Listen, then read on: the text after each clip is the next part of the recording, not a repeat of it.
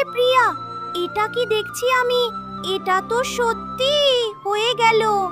বাহ বাহ, কত সুন্দর! আবার কাঁঠালও হয়েছে। বাহ বাহ, এটা তো জাদুর কাঁঠাল গাছ রে। মা প্রিয়া, আমি তোর বাঘিনী মামির বাসায় যাচ্ছি।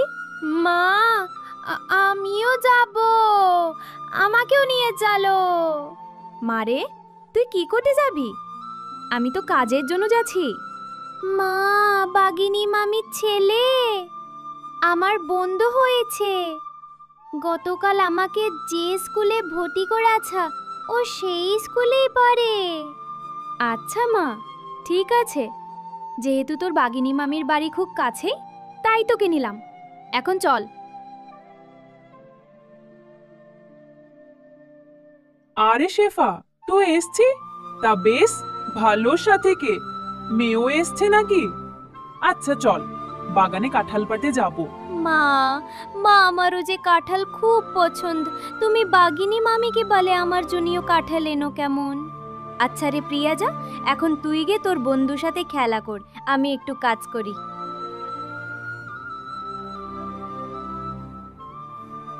চলুন বাঘিনী ভাবি, বাগানে কাঁঠাল পাড়তে যাওয়া যাক। হ্যাঁ রে, চল দেখি বাগানে একটাও কাঁঠাল পেকেছে কিনা। প্রিয়া, তুই এসছিস? বেশ ভালো, চল মাঠে যাই, আরো বন্ধুদের সাথে মিলে খেলা করব। আচ্ছা চল, সব বন্ধুরা আজ খুব মজা করব। আচ্ছা চল, তাহলে এখনই যাওয়া যাক। আজকে মিনা, টিনা, বল্টু, গোলু সবাইকে নিয়ে খেলা করব। বাঘিনী ভাবি, একটা গাছের কাঁঠালও তো পাকেনি। আমার মেয়েটাও যে কাঁঠালের বায়না ধরেছি। হায় রে শেফা, কি করি বল, কোনো কাঁঠালই তো পাকলো না। আমার ছেলেটাও যে সকালে বলল কাঁঠাল খেতে চায়। থাক বাঘিনী ভাবি, সামনের সপ্তাহে আশা করি অনেকগুলো কাঁঠাল পেকে যাবে। হ্যাঁ শেফা, তুই একদম ঠিক বলেছিস। সামনের সপ্তাহে একটা না একটা কাঁঠাল পেকে যাবে। কি রে মিনা, মা তুমি বাসায় চলে এসছো? শোনা আম্মাজান, একটাও কাঁঠাল পাকেনি, তাই খালি হাতেই বাড়ি ফিরলাম। আচ্ছা মা, সমস্যা নেই, চলো ঘরে চলো, ক্ষুধা লাগছে, খাবার দাও। আচ্ছা মা, চলো তোমাকে খাবার দিব, কিন্তু আমি তো রান্না করে যাইনি মা। একটু সময় দাও, আমি এক্ষুনি কিছু রান্না করে দিচ্ছি। আচ্ছা মা, এখন ঘরে চলো, তাড়াতাড়ি কিছু রান্না করে দাও। আম্মু, তুমি তো রান্না করছো, আমি ততক্ষণ একটু ঘুরে আসি।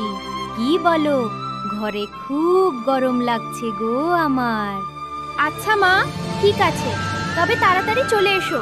কেমন পাবো? আরে এখানে তো 1000 টাকা পড়ে আছে। সামনে ওই বুড়িমা বসা, তার মানে এই টাকা তার। তবে সে ওই দিকে মুখ করে বসে আছে, এর ফলে তার টাকাটা নিয়ে তো কেউ চলে যাবে।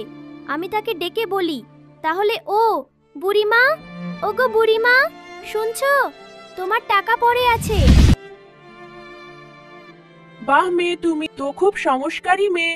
তোমার সততায় আমি খুব খুশি। আমি তোমার মনের একটা ইচ্ছে পূরণ করতে চাই। বলো, কি ইচ্ছে তোমার? পরি আন্টি, আমার ইচ্ছে বলতে তো কিছু নেই, তবে আজ একটু কাঁঠাল খেতে মন চেয়েছিল।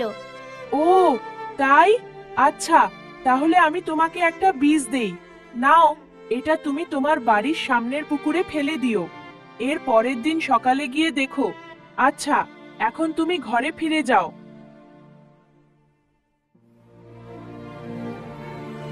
এই যে আম্মাজান, আমি সে কখন থেকে অপেক্ষা করে আছি। এত দেরি হলো কেন বাসায় ফিরতে? আম্মু, আমি আজকে একটা পরীর দেখা পেয়েছি। সে আমাকে একটা বীজ উপহার দিয়েছে আর বলেছে এটা যেন আমি আমাদের ঘরের সামনের পুকুরে ফেলে দেই। এটা কি আসলেও সত্যি? হ্যাঁ মা, এখন ঘরে চলো, খাবার খেয়ে পুকুর পাড়ে যাব বীজটা ফেলতে। প্রিয়া, বীজটা তো ফলে দিলাম, এখন আসলেও কি কিছু হবে? মা, আমি তো জানি না, তবে পরি যেহেতু বলেছে তাহলে হতেও পারে। চলো, কাল সকালে দেখা যাবে। হ্যাঁ রে প্রিয়া, এটা কি দেখছি আমি? এটা তো সত্যি হয়ে গেল। বাহ বাহ, কত সুন্দর! আবার কাঁঠালও হয়েছে। বাহ বাহ, এটা তো জাদুর কাঁঠাল গাছ রে। জি আম্মু, তুমি একদম ঠিক বলেছো। চলো এখন কাঁঠাল খাওয়া যাক। হ্যাঁ রে প্রিয়া, একা একা কাঁঠাল খেলে হয়? তোর বন্ধুদের নিয়ে আয়, তাদের সবাইকে আজ কাঁঠাল খাওয়াবো। এরপর প্রিয়া তার সকল বন্ধুদের নিয়ে আসে এবং প্রিয়ার আম্মু তাদের কাঁঠাল খেতে দেয়। এমন মজার মজার ভিডিও পেতে সাবস্ক্রাইব করো প্রিয় বন্ধুরা।